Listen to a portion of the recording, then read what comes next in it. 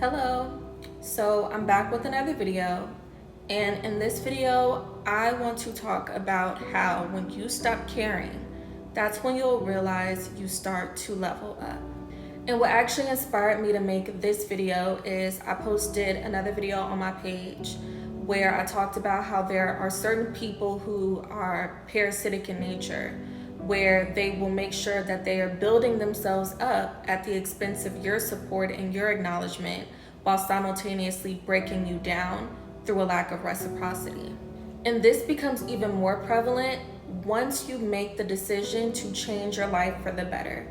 Whether it be you go after a goal you've been contemplating for years or for months, or you finally align yourself with that hobby that you've loved for years and now you're taking it more seriously, you go after a new goal, and what will happen is people around you that may not have intentions to support you and who actually don't want to see you evolve and grow, they will invalidate you or they will completely ignore the progress you're making in an attempt to discourage you so that you will lose momentum. And unfortunately, a lot of people do become so overwhelmed by the sadness and the discouragement that they do actually throw in the towel and they stop pressing forward. And even though it's completely understandable, especially when you feel blindsided by the lack of support, like when you look back and you realize like, wait, I've poured into this person, I've uplifted this person, but they refuse to pour back into me, it can break you down a little bit. So it's completely okay, but I want to make this video to hopefully encourage people. It's okay to feel down, but you have to pick yourself back up, because the goal of all this is so that you won't press forward. So I'm going to tie this all in with the root issue. You have to stop caring. When you take your emotions and your care and your worries out of whatever it is that you're attempting to achieve or accomplish, you will realize that you make more progress and you're able to sustain that progress because you're not tying your efforts to expectations of support from other people. And what can be even more detrimental, in my opinion, is sometimes we'll fixate our attention on receiving support from people who we're never going to get it from and turn a blind eye to individuals who actually do support us and who do have intentions to acknowledge us and uplift us. And I'm speaking from the heart because I had to learn this myself through trial and error. And I'm going to give you an example of me caring too much and how it backfired on me. So I remember I was new to a particular environment, and we were receiving like a lot of feedback about the importance of connecting with one another within that environment so that it will make the process easier and more enjoyable. And I did that, but I did it without any strategy, and I kind of got ahead of myself. I didn't allow a vetting process to naturally unravel so that I could align myself with people who were actually good for me and were good fits for my life, and vice versa. So I was going out of my way to stay connected with, contact, and hang around people who were kind of inconsistent with their efforts towards me. And then it started to lead to he say, she say. We were at certain events and certain people felt comfortable confronting me with certain issues. It just started to get really messy and really catty. And because I cared so much, I internalized those interactions and I felt like I had to defend myself. So I would explain myself, I would, come back with a little sassy remark in an attempt to assert myself. And also what I started to do was when I would try to go back, I would revoke access last minute. And that's not really a good thing to do, in my opinion. Now, if you have to, like you made a little mistake and that's okay, like it's completely fine for you to realize, you know what, this isn't a fit for me, I'm gonna just go ahead and back out. That's fine, but don't make a habit out of doing that, because you want to set a tone that you're consistent with your boundary. Meaning that you want to show people through your actions and even through your communication patterns that once they do something that's off-putting towards you and it was unwarranted, you revoke access and you leave it at that. And my issue is that I was super forgiving and I really had an intention to build community. So what I would often do is I would go back, but it would give access to a lot of the he say, she say cattiness, disagreements, and discord all over again. And after a certain point, I started to become more and more frustrated because I felt like, okay, now you all are playing in my face. So in sum, once I got to that boiling point and I started to assert myself and defend myself, of course the situation was flipped to where I was not conducting myself in the best manner and people were able to list me as if I was the problem. And at one point in time, I allowed this to really get under my skin because I knew the truth. I knew what really happened behind the scenes. I knew that I was being provoked. I knew that people were invalidating me and gaslighting me. And because I knew these things, but it seemed like nobody else knew them or no one else cared to hear my side, I became even more defensive, but also I wasn't enjoying myself. I felt like I didn't have a sense of peace. And that lack of peace was rooted in the fact that I felt betrayed. And I was constantly exposed to certain people who knew what they did behind closed doors, but they weren't willing to own up to it.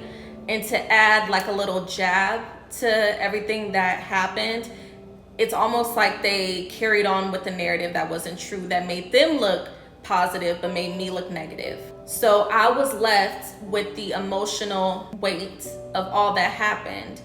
And also I was isolated. And even though I can't necessarily say that that wasn't what was designed to happen, in a sense that I needed to see people's intentions and true colors at some point, it's just it happened earlier on rather than later.